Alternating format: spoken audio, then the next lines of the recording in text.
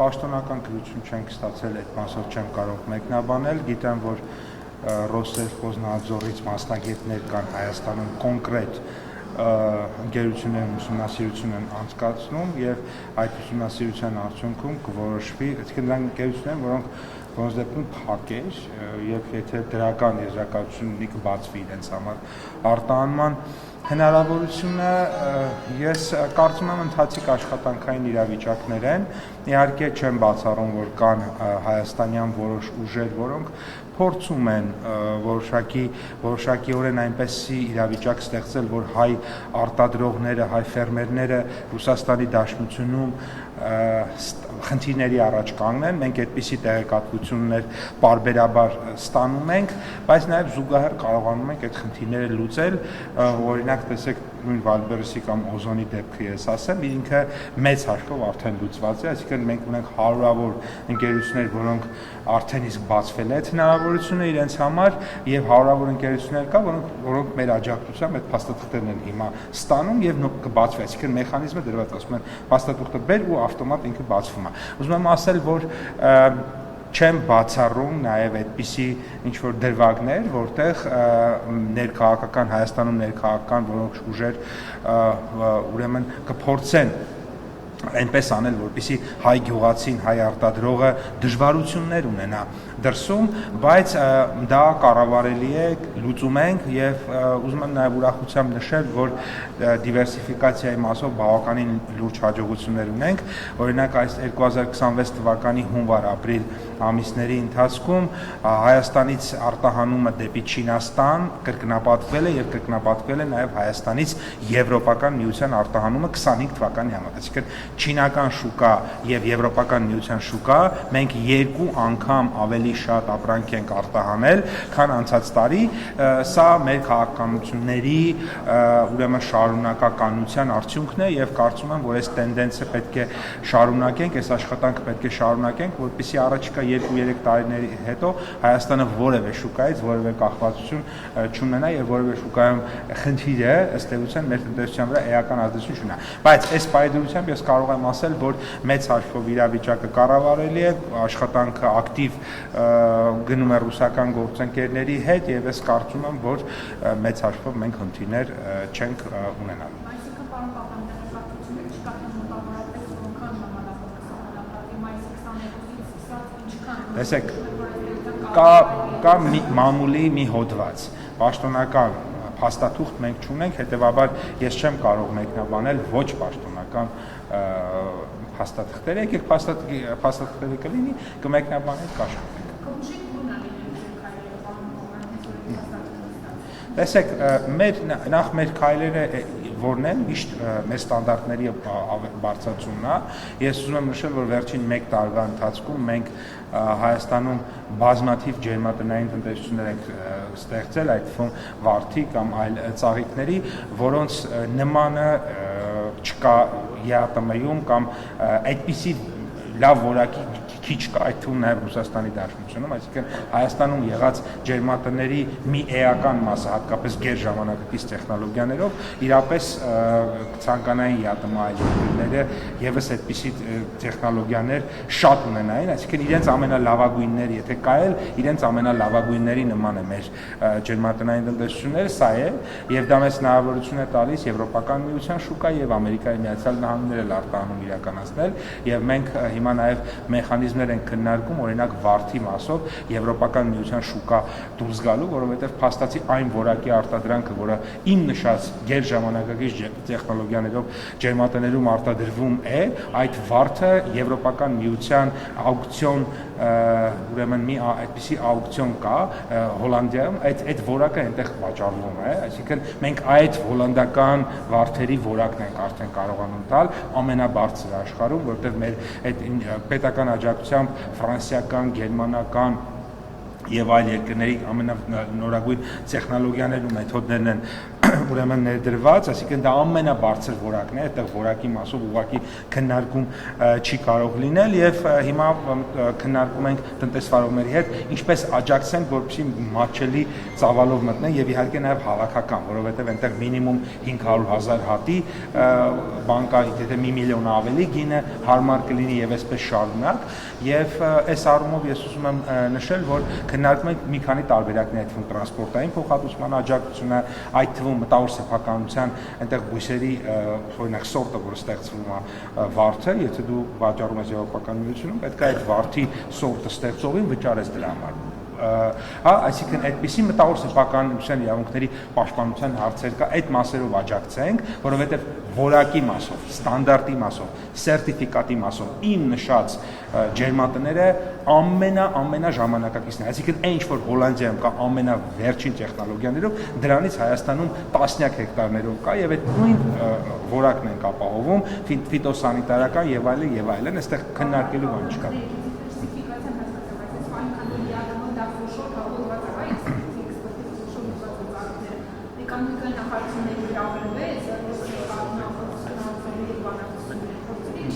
Տեսեք, քանի որ խնդիրը նախ պաշտոնական խողովակով չունենք, բ. եթե հոդվածի բովանդակությունը տեղափոխենք իրական բանից, կստացվեն ավելի տեխնիկական հարց է, որը մեր ՍԱՏՄ-ն, որը էկոնոմիկայի նախարարության ենթակա մարմին չէ, եւ Ռոսելխոզնազորը իրանք իրար հետ պետք է խոսենք, որտեղ երբեմն իրոք լիքը հարցեր կա, մենք ուղղում ենք էկոնոմիկայի նախարարություն, բայց այդ նախարարությունը չի դրա պատասխանում։ Այսինքն մենք հարց ուղղում ենք նաեւ մյուս կողմից էլ պատասխանատուն էկոնոմիկայի նախարարություն չէ, այսինքն այդ հարցը երբեմն գալիս է, օրինակ չգիտեմ, ինչ որ ապրանքի գին, ենթադրենք, օրինակ գազի գինը, ինչի է գազի գինը այսօր տեսա 210 դրամ էր փարակյանը, ինչի է մի քանի օր առաջ 300 էր, հիմա իջել է 210, ինչի է 210 դրամ, դրա պատասխանատուն, այսինքն սխալ է այդ հարցը, չէ, գազի մասով ոչ, բայց գազի մասով կա ուրիշ բան, ու ծաղիկի մասով այս պարագայում այ ֆիտոսանիտարական հարցը դա ՍԱՏՄ-ն է, որովհետև էկոնոմիկայի նախարարության գործընկերը Մինեկանոմ ռազմիցենն է, ոչ թե Ռոսելխոզնազորը, այսինքն մենք պետք է ճիշտ հարցերը իրար կողմից։ Այո, որովհետև մեր եւ Ռուսաստանի Դաշնության հարաբերությունները իրականում շատ լավն են, մենք գործընկերային են եւ առանձին հարցերի շուրջ որոշակի մամուլում լարվածությունները, ես այսպես ձևակերպեմ, մամուլում լարվածությունները ավելի հեռու են այն իրականից, որը կա, եւ ես կարծում եմ, որ այնուամենայնիվ այդ լարվածությունների վերջին օրը կլինի հունիսի 7-ը, հունիսի 8-ին էլի ժողովրդի հաղթանակից հետո ամեն ինչ լինելու է իդեալական եւ ռուսական կողմն է նշել, որ շատ լավ աշխատելու է մեր հետ, դուք գիտեք, դրա մասին ամենաբարձր մակարդակով հայտարարվել է, այնպես որ ամեն ինչ լավ է լինելու։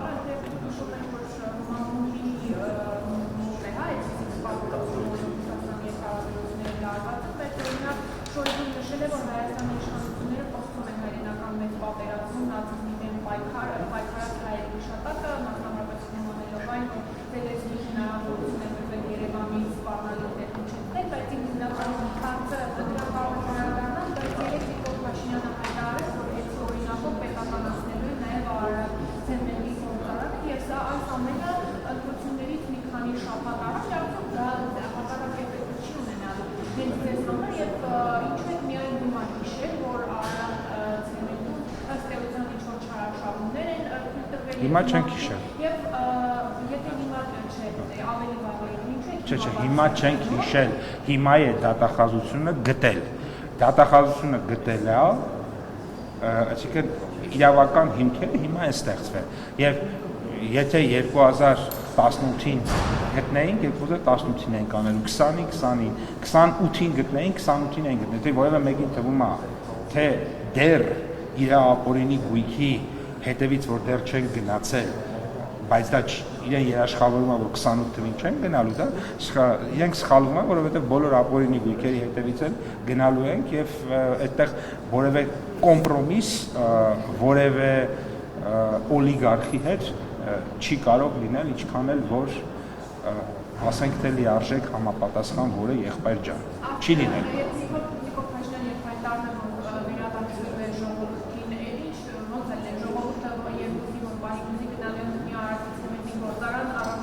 Ոչ։ Մնացած բոլոր դեպքերում ինչ հայտարարել եք, որն է վերադարձը։ Վերադարձը գիտեք, որն է ժողովրդին վերադարձը, օրինակ ԶՊՄԿ-ի 22.5%-ի դեպքում ոչ միայն հարկն է պետությունը, այլ 22.5% շահույթը մտնում է պետական բյուջե, այդ պետական բյուջեի մտած փողով էլ այս ժողովուրդը օրինակ գնում է անվճար առողջապահության ապահովագրություն է ստանում։ Գնում է մարդը, որը երբեք 4 միլիոն դրամ փող չի տեսել, երբեք, հա, գնում է, ասում են 4 միլիոն դրամ պետությունը վճարեց ձեր փոխարեն, գնացեք ու 4 միլիոն դրամանոց վիրահատության ենթարկվեք։ Այն նույն մարդը, որը դատապարտված էր մահվան միջև այդ, որովհետև 4 միլիոն դրամ ուղղակի ոչ գույք ուներ այդ մարդը, ոչ աշխատավարձ ուներ, ոչ էլ իրան կարող էին այդքան վարկ տալ։ Ու այդպես տասնյակ հազարավոր մարդկանց Հայաստանի Հանրապետության կառավարությունը փրկել է եւ 100 հազարավորների էլ առաջիկայում է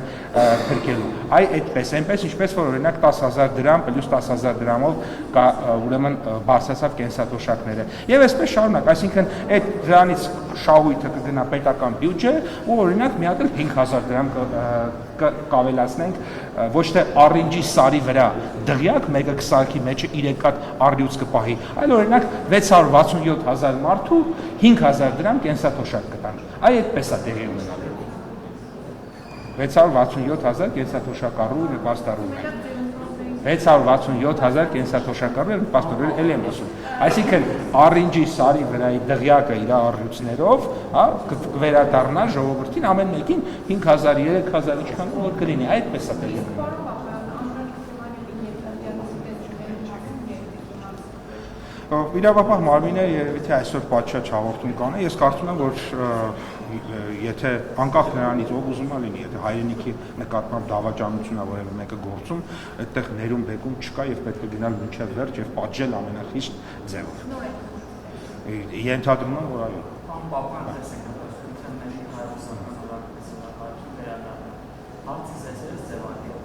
Եթե պայմանավորվում կոնկրետ գործողություններ դժվարացնիցորեն Հայաստան, կամ գազի հետ կապված որոշումներ կա գործողությունների ինչ-որ սցենար պատասխանելու, որ կառավարությունը հիմնադրման ունի, եթե ընդհանրացնենք այսպես պլանը, որ մոմենտ հնարավոր աջակցությունները բոլոր մեխանիզմները կան, մշակված են, դրված են, բայց մենք հավատացած ենք, որ ձեր ասած սցենարը տեղի չի ունենալու, որ ձեր ասած սցենարները մշակված են դեռևս տարիներ առաջ,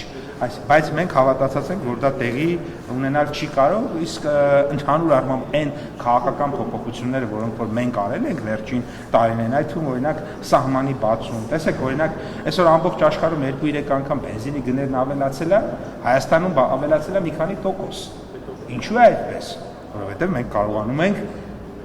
էժան բենզին եւ դիզելային վառելիք բերենք այլ շուկայից։ Պետքա կարողանանք նույնը անենք սորերի դեպքում, պետքա կարողանանք նույնը անենք մյուս ապրանքների դեպքում, որ ոչ թե որևէ մեկից կախված լինենք, այլ մենք կարողանանք ազատ մանևրենք այդպես է։ Չէ, սուր չի հարց է, սա մեկ, տեսեք, սուր չի հարց է պահին Հայաստանից բազմաթիվ ապրանքներ այսօր, հենց այսօր արտահանվում մեծ ծավալով, շատ մեծ ծավալով Ռուսաստանի Դաշնություն, շատ մեծ ծավալով էլ ներմուծվում է Ռուսաստանի Դաշնությունից, սա մեկ, բայց էլի եմ կրկնում, մեկ տարվա համեմատություն, 2025 թվականի հունվար, ապրիլ, Հայաստանից Չինաստան արտահանումը կրկնապատկվել է, այսինքն 2 անգամ ավելի շատ ապրանք ենք հայկական արտահանել Չինաստան, քան անցած տարի եւ Հայաստանից Եվրոմիություն ապրանքը արտահանումը կրկնապատկվել է, գրեթե կրկնապատկվել 97-98% է կարծեմ, ավելացել նորից, ուրեմն սա նշանակում է, որ այն ինչի մասին ոչ երկար խոսում էինք, այլ նաև գործ ենք անում, որովհետև եթե 150 միլիոնը դառնում է 300 միլիոն, եթե 200 միլիոնը դառնում է 400 միլիոն օրինակ, այդ դա նշանակում է աշխատանք, դա նշանակում է, եթե մենք կարողանանք այդպես մեր ընդ որում մյուս երկրների հետ, որոնց հետ մենք ավանդական մեծ շրջանառություն ունենք, այդտեղ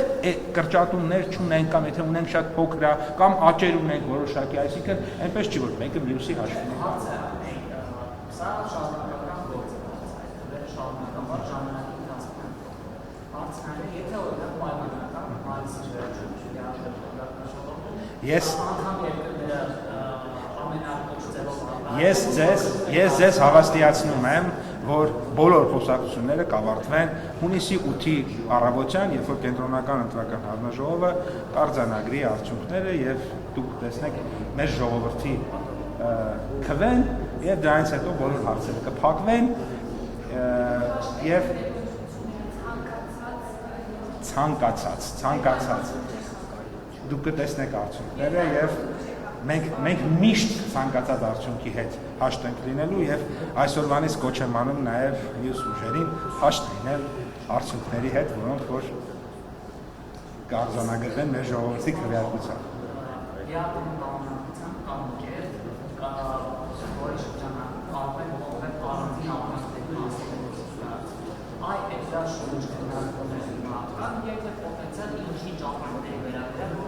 Յատոմը շրջանակներում կետեր գոյություն ունեն, որոնք կոչվում է բարիեր։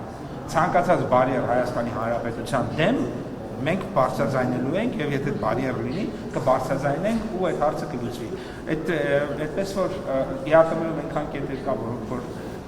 շատ լավ մինչ այս օգտագործվել են, շարունակենք օգտագործենք։ Յատոմը մեխանիզմները բավականին լավն են միջայնում։ Այդպես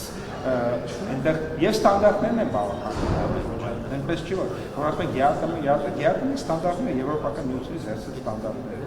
Այնպես չի որ այդտեղ ստանդարտները ներքևայիչացած։ Նմանատիպ նույնական ստանդարտները, մեխանիզմները էլի բավականին լավն են այդ առումով։ Այսինքն որոշումների առաջի կա Ես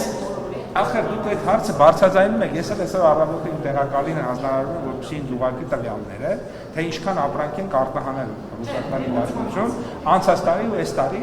տեսնում եմ, որ ավելի լավ վիճակը, քան անցած տարի, այսինքն այդ խառնաշփոթը, որ այսինքն հայ հասկանում եմ, որ Հայաստանը նվազագույնը 3 քաղաքական ուժ կա, որի միակ հույսը Հայաստանում խաղաղ չլինելն ու Հայաստանում տնտեսական վիճակի վատանալն է։ Բայց ի հեճուկս իրանց ցանկությունների ամեն առավոտ հելնում են ասում են թարսի պես այսօր էլա խաղաղ, թարսի պես այսօր էլա տնտեսությունը զարգանում ու իրանց ասել իրանց համար ենք ասում, իրանց համար միշտ թարսի պես է լինելու։ Ու որովհետև տնտեսությունը զարգանալու է, կայուն խաղաղությունը լինելու է տևական, իսկ քրյա օլիգարխիկ պատերազմի եռագլուխ կուսակցությունը հեռացվելու է քաղաքական դաշտից հայկական ժողովրդի քվեարկությամբ եւ բնականաբար ապօրինի գույքի մասին օրենքի տրամաբանությամբ տուն առ տուն, ավտո առ ավտո, ջիպ առ ջիպ, առյուծ առ առյուծ, չգիտեմ, ռեստորան առ ռեստորան, այդ ամեն ինչը վերադառնալու է ժողովրդին ու իրանք դա զգում են եւ իրանք դրա համար են ոտի հելել։ Ոտի են հելել իրենց թալանացը պաշտպանելու, բայց չի ստացվում Ժողովուրդ ջան, եկել է պատասխան տալու ժամանակը։ Դարձավ նույն հարցին, ինչից սկսեցի։ Եթե պայմանական որոշումը Հայաստանի ցորեն արտահանման խոչընդոտներ ստեղծել այս կամայք է, Հայաստանի Հանրապետությունը ունի մշակած սցենար, թե այս դեպքում ոնց է սուբսիդավորելու այդ գործը, որտեղ մեր պաշարները մեզ կհերիքեն Հայաստանի Հանրապետությունը ունի անհրաժեշտ պաշարներ, Հայաստանի Հանրապետությունը ունի դիվերսիֆիկացված մատակարարման աղբյուրներ, Հայաստանի Հանրապետությունը ստանում է եւ կստանա կայուն ծորեն եւ այդ մասով մեր քաղաքացիները որևէ մտահոգություն ունենալ չեն կարող, ամեն ինչ կառավարելի է եւ ելի եմ կրկնում, այս խոսակցություններն ու այս հարցադրումներն են ժամանակավոր։ Հունիսի 8-ի առավոտյան դուք այլ հարցեր եք տալու, օրինակ, ինչպես եք մտածում զարգացնել հաջորդ 5 տարվա ընթացքում Հայաստանում ծորենի արտադրության ծավալը եւ ես ձեզ կպատասխանեմ թե ինչպես ենք մտադիր լինելու հաջորդ 5 տարիներին Հայաստանում ծորենի ինքնաբավության մակարդակը բարձրացնել։ Շնորհակալ եմ։